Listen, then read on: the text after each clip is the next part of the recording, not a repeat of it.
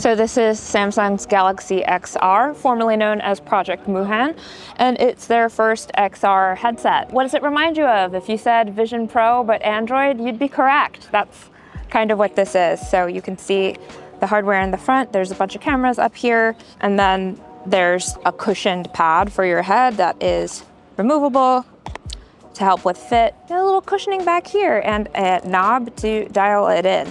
So the first thing that I'm gonna say is that it's much lighter than the Vision Pro, like much lighter than the Vision Pro. And because of the way that it's designed, it's a lot less front heavy. That was a problem that I had with the Vision Pro, and you know, if we're gonna stick it on, it's just kind of easier to get a nice little fit there.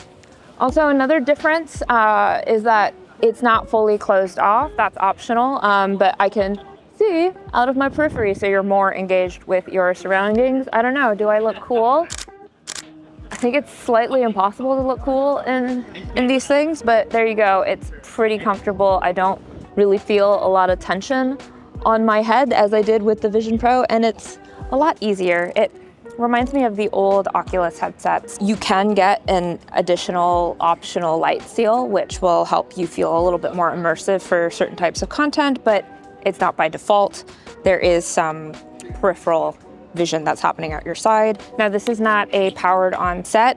If you were to have it powered on, there would be a power cord and a little dingle-dangle battery cord, because again, like the Vision Pro, that is a power source that you need to have. One of the main differences that Samsung and Google and Qualcomm are touting about this device is that AI is at the center of it. A lot of the demos that we saw here today center around using Gemini in Google apps, because content is something that really sets apart Galaxy XR from the Vision Pro at the outset. You know, you're launching with Netflix. Netflix is an app that will be available in this much lighter device. You can use YouTube, you can use a bunch of Google apps. Gemini is integrated within them. As for interacting with the device, like the Vision Pro, you can just pinchy pinch. They do track your hands and your eyes. But there's also handheld controllers that you can use if that feels more natural to you. So there's a bit more variety in how you interact with the interface. And let's talk about price and availability, because that's a huge differentiator too. This is going to be available starting October 21st for $17.99. That is about 1/2 the price of the Vision Pro, but for a limited time, they are also launching what they call the Explorer Pack, and that is a bunch of subscriptions bundled into the purchase for free. So that's stuff like Google AI Pro, you're going to get a year's worth of that. YouTube Premium, YouTube Music, either at free or a discounted price. You're also going to get apps like Calm, NBA League Pass. Did I get that right for the sport ball fans? The point is, you'll be able to watch live NBA games for a season for free, included in the price. That's a lot of content that's coming up with this. One might say that there is no real viable reason to buy a Vision Pro, because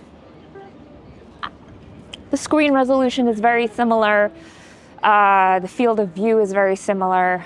So there's a lot of parity in terms of what these devices are able to do, but you're getting more for less with this in a much more lightweight, comfortable form factor. So I just got done with my demo, and fair warning, they didn't let us film what it was that I was seeing on the display output, so I'm just gonna have to describe it to you as best as I can, and hopefully we can put our little imagination caps on and go through this together. I was in the Photos app, and I could see this 2D photo that had been spatialized. It very much looked like kind of the moving Harry Potter pictures. If you've ever seen those movies, you could open the YouTube app, and a lot of existing 2D videos, they're spatialized now. I clicked a Verge video, and David Pierce's face just went in mine. Good job moisturizing, David. It looked great. Also, Netflix is in there. So did I watch the first 3 minutes of K-pop Demon Hunters again? Yeah. Did I do it with multiple windows open around me? Also, yeah. it's me. What did you think I was going to do? But the differentiating factor here is that Gemini is baked into everything. You can go Gemini Live, you can ask Gemini about the videos you're watching. So like in the Google Maps experience, it's kind of interesting because you can pinch and zoom the area that you're in while you're immersive. So I can like drag myself through Italy if I want, while also looking at various landmarks. There's some, let's say, ruffles to kind of smooth over, but this is a demo space. It was loud. There were a lot of demos going on around me. Gemini was a little bit confused, so the ideal place for a product like this would probably be in a quiet space in your home. So we'll have to see with the review unit how that performs. The hand motion tracking was pretty good. You bring up the menu by pinching this way, and then you do a lot of pinching that way. It felt like a mix of the Vision Pro and the Oculus headsets in that there is a cursor, so you can kind of see exactly what you're pointing at.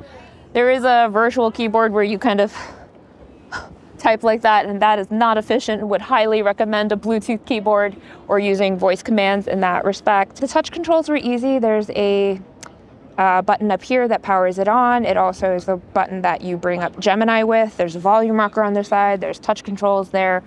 If I had to say anything from my demo, I would say that it kind of takes the things that I like about the Vision Pro and things that I kind of like about Meta's Oculus headsets and mooshes it together, puts a little bit of Gemini in the mix. And the result is you get something that isn't perfect, but I would say has thoughts and ideas of how AI should interact with XR devices. And as we can see, Meta has its own AI glasses. It's been working on the metaverse for a while now. This is just kind of where a sector of mobile computing is amping up at this point in time.